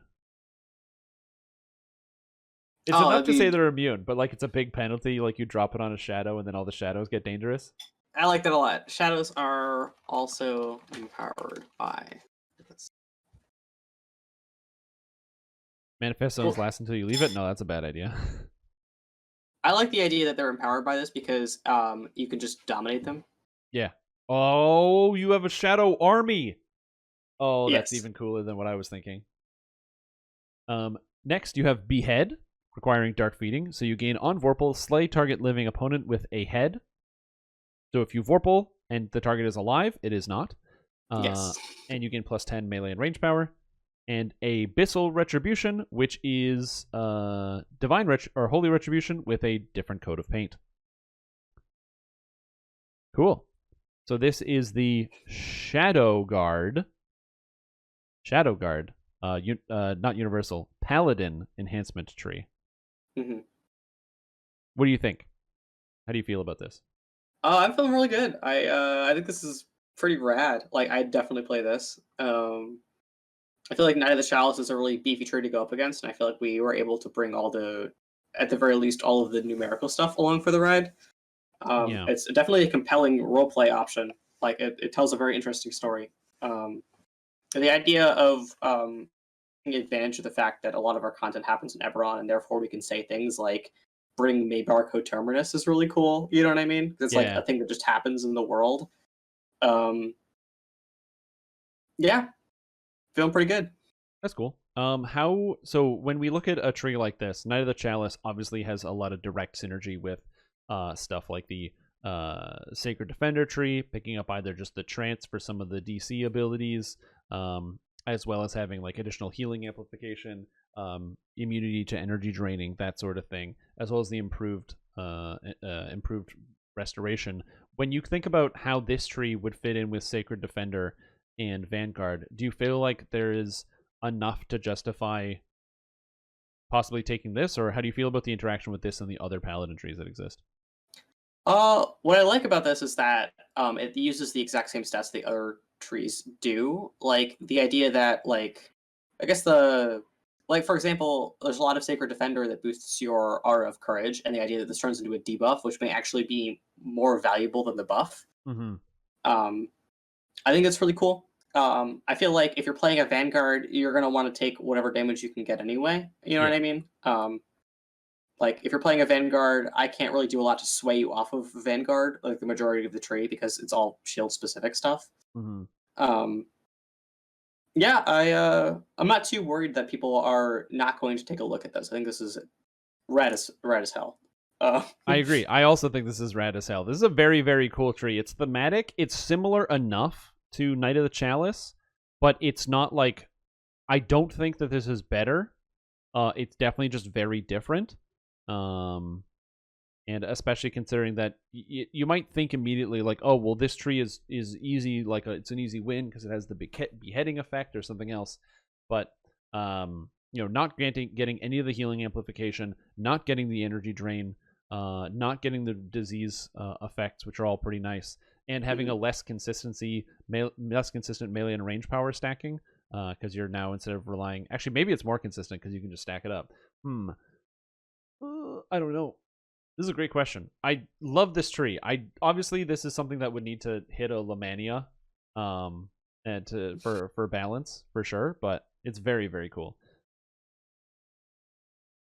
Yeah, I think it's like I'm pretty happy with how this came out. That's for sure. Yeah. If you guys want to see this yourself, by the way, I forgot that there's the code Mabar. I'm an idiot, and I forgot to tell you that right at the beginning. So if you wanted to actually take a look and browse through this, you obviously can. So yeah. How much to make this happen? Oh, well, this is for update 49.2. That's what You this have is to PayPal me $11 million, and I'll make this tree for you. Okay, I'll make it overnight. I have 10,999,999. Is that enough? No, it's got to be exactly 11. Damn it! Oh, damn it, guys! Because I kept saying it was the $10 million gaming compound that I was given for becoming a partner. It was actually a $9,999,999 gaming compound. Yeah, you gotta read that fine print. It's Yeah, this is a really sick tree. I am very happy with this. Again, I think that for me, the separation between a Blackguard and the Shadowguard is important, because Blackguard is more like I imagine it being more about poison, deceit, kind of like almost a pseudo assassin type. Mm-hmm. Where I guess this kind of fits in as well. I guess If this I means wanted we to can just make make Blackguard in the future as well. Yeah, if I wanted to make a Blackguard, I would, rather than making bonuses to favorite weapons, I would straight up making it just bonus to sneak attack. Yeah. Yeah, it would be a different tree. I think it would be pretty cool. In my mind, I would want to do Blackguard. There's a lot of complications with us doing that, but I really want to get glaives together. Yep. Like a two-hander, and like when I think of Blackguard, I think of glaives. Oh, absolutely. Like some type of like halberd type weapon. Oh yeah, I think they're like 2.5-handers, or like the spears and stuff. Big scythe. Yeah, someday. Someday. Yeah, just a great sickle. That's what we need. We need a great sickle. I mean, maybe. Cool. Yeah. Well, I mean, that's pretty much all we have. Did you want to take a couple of minutes for questions, or did you, because we did at the start, are you good? I can take a few more questions. If anyone has any burning questions or comments that they'd like to impart upon the developers of Dungeons & Dragons Online, now's your chance. Talk to me in my face. I was about to ask you, have you been partaking or enjoying any of the Hardcore League shenanigans this league? Not actually. Not this time. Yeah. You got to take breaks. You can't play every Hardcore League. Yeah.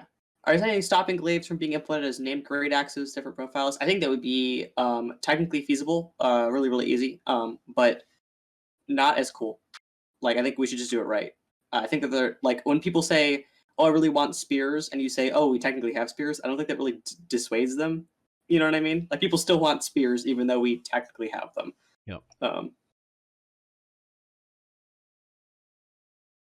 A scroll case to store scrolls. That sounds like it runs in the same problem as like the component Storage bag only.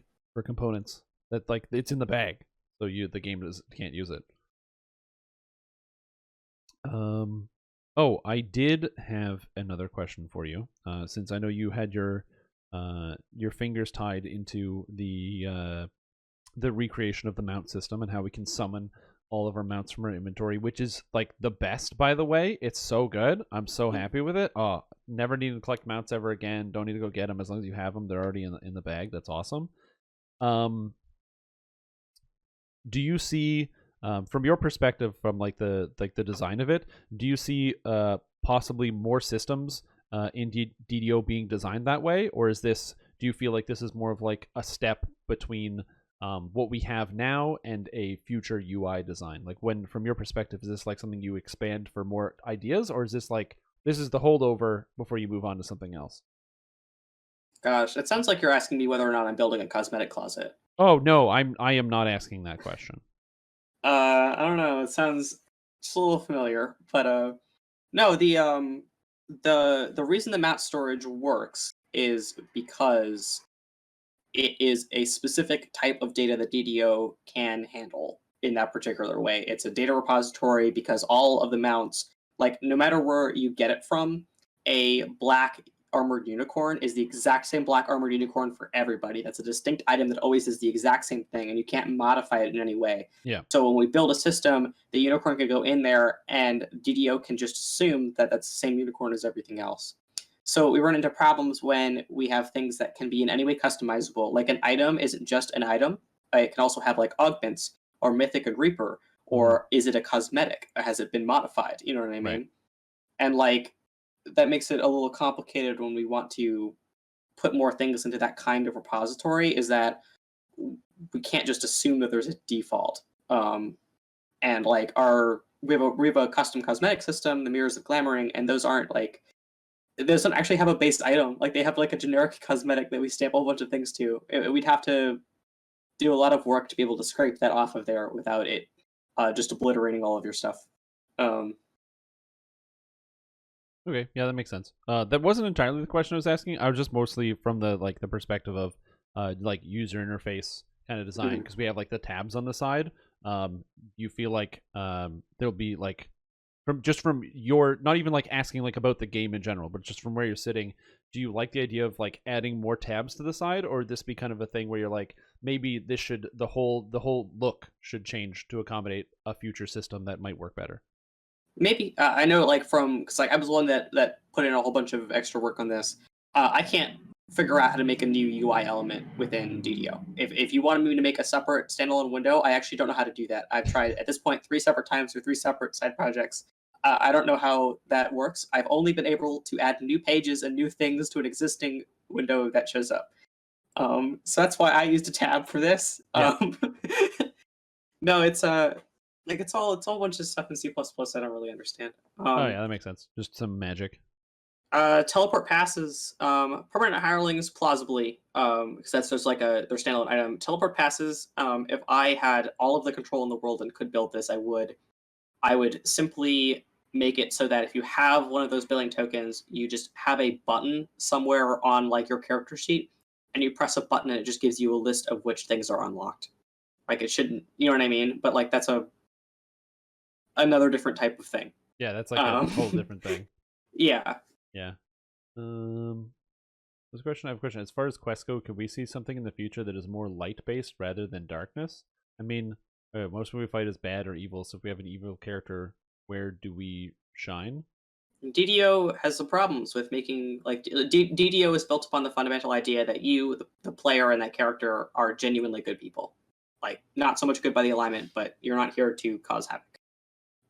Yep. So very very unlikely, unfortunately. Yeah. Trial of the Archon type. Yeah. I was gonna. Oh, that was the other thing. We had like a lot of people are looking at like some of the different character models and all sorts of cool stuff. And talking about how like we've got like the Archons exist out there, and there's the like yeah, you've got the Archons and the Planetars, and we even had that new quest. Some of you might not know. There's a recurrence of the Quaspial Mistwalker, devious angel fellow from the raid Project Nemesis showing up. Wasn't he just like in a comical disguise, and they're like, "Hey, aren't you Caspiel?" And he's like, no." He's like, Also, no, that's ridiculous. Like, I'm definitely not that guy. Here he's really hot, but it's not me. Like, yeah. Look, we have the same face. I'll admit that's red flaggish, but different. Like, resemblance is striking. Believe me, I get that a lot. Oh, actually, I don't know if you know this. You might know this. Do those quests take place after or before Sharn? Because they're lower level than Sharn, but it's update 49. Ooh, that's a good point. Generally speaking, in DDO chronology, quests occur in level order. In level order? Yeah. Okay. That's just the rule of thumb that I'm doing. Intense platforming quests. I might be building in my mind a big mountain that you have to climb for a winter event, but no promises. Yeah, that's interesting. A giant snow mountain. Oh yeah, because we have all the snow, the winter stuff that's coming up. That's kind of cool. I forgot about that.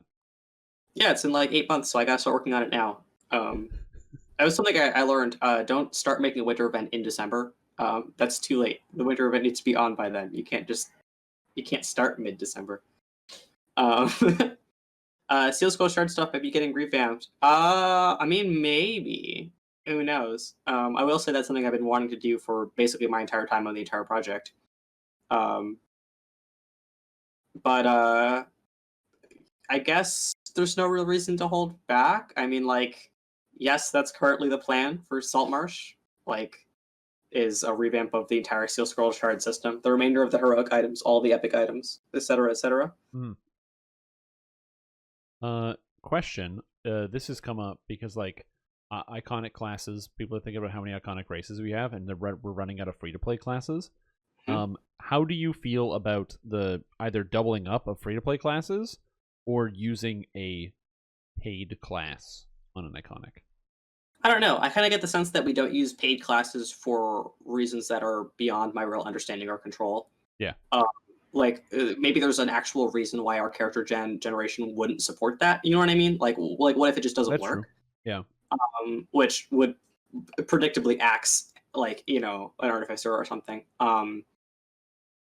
But I don't know. I guess in my mind, I don't actually mind doubling up at all because iconics are meant to tell a very specific story.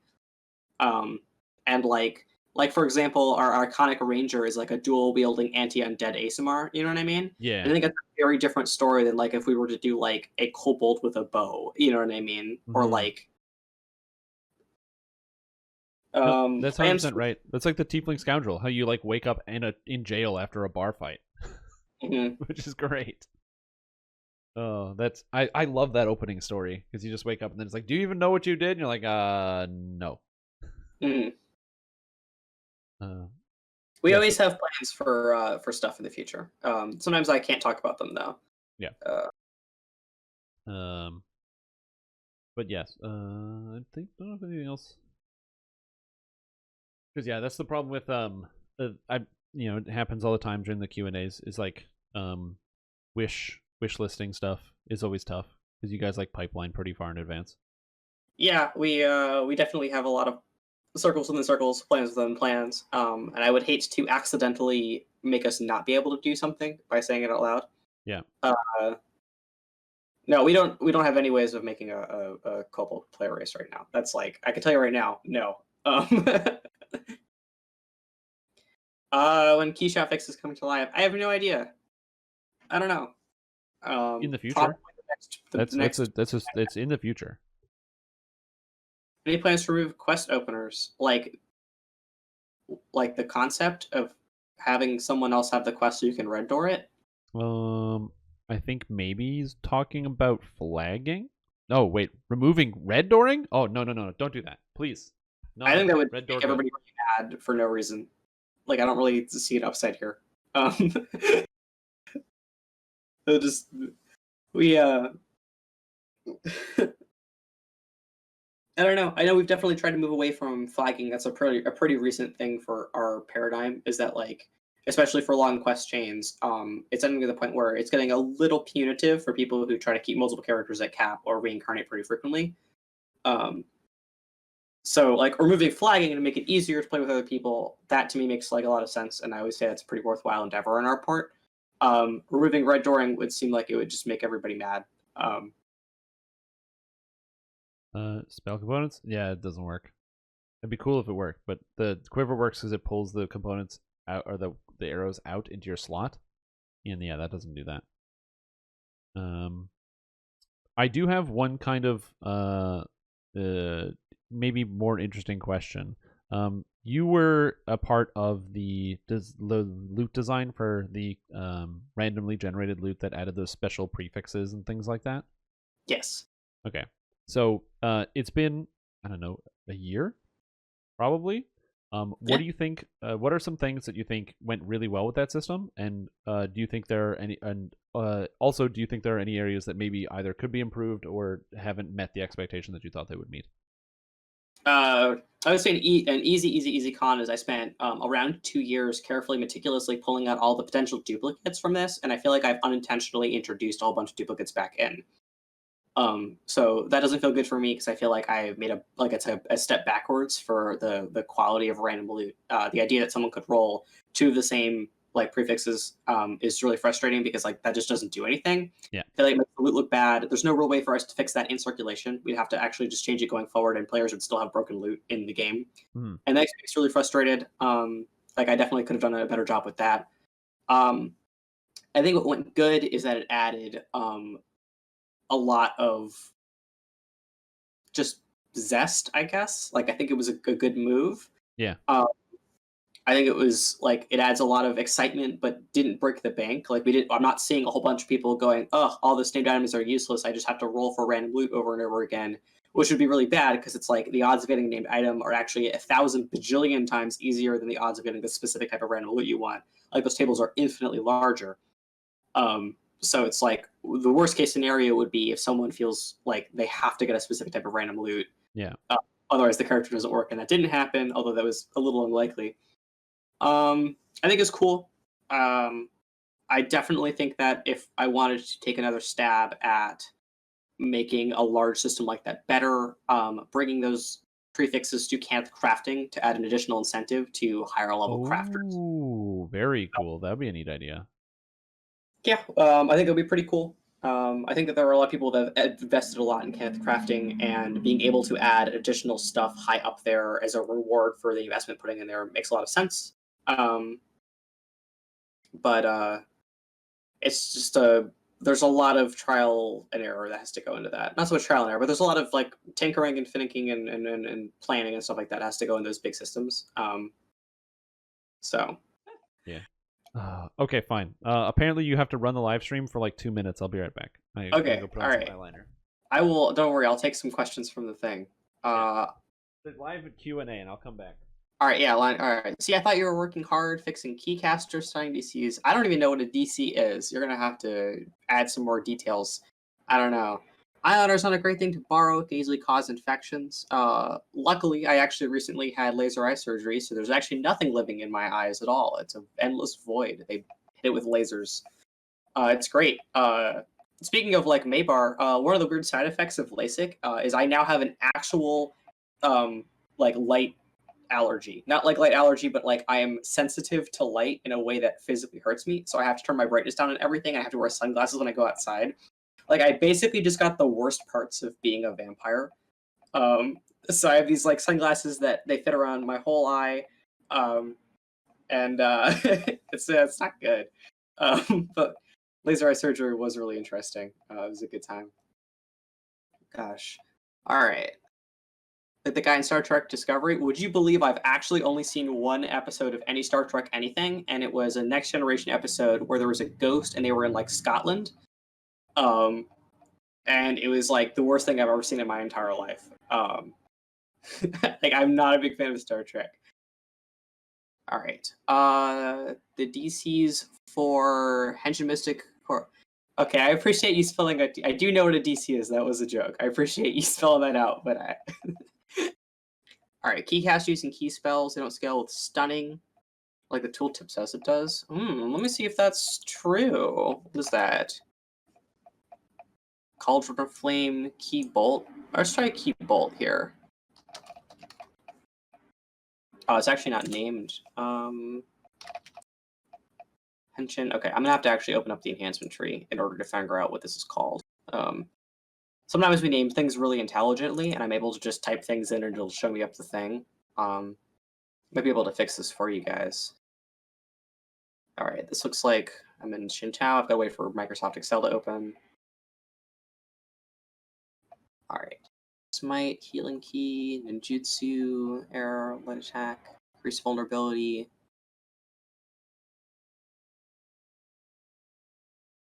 The Acrobatic. What is this called? Key Bolt. Oh, it's just called Enhancement Monk Henshin Mystic 2. Alright, so this has what I would be looking for. It has the DC bonus entries for DC Boost, Stunning Blow, all combat feats and stuff like that. There's like a block of text we can stamp in order to make this scale with stunning stuff. And it looks like it's already there, so I actually don't know how I would... Like, I was hoping this would be a really easy fix, but maybe Keybolt is working correctly and the others aren't. Let me see Cauldron of Flame. I think that's Henchman Mystic 3.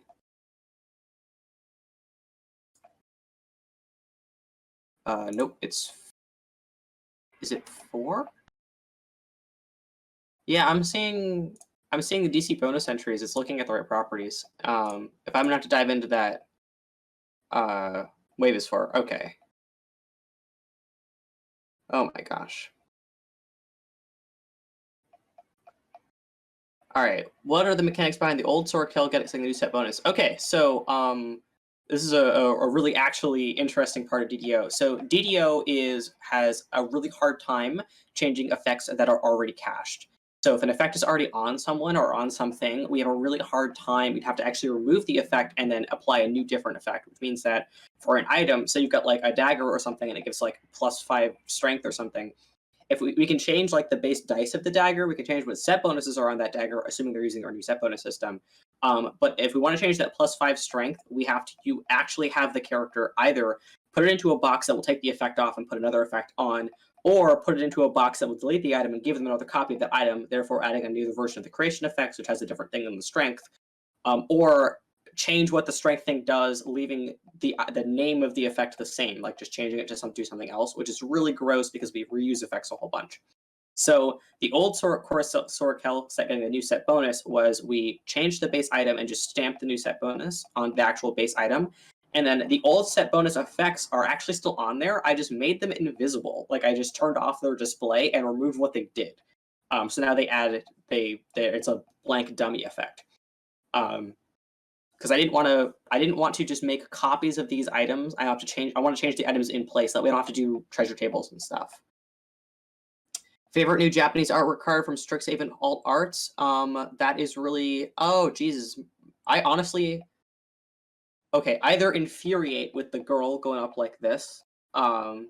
Infuriate's really probably it. Negate is really good. Eliminate is really, really good. There's a lot of one. Okay. Effects are removed and applied all the time. Yeah, it's like that's like the one thing DDO really has trouble with is effects that cache. How tough would a new version of favorite enemy where every attack on the same enemy type increased your damage? We actually do have that ability. We can build something like that. My work's sending me emails.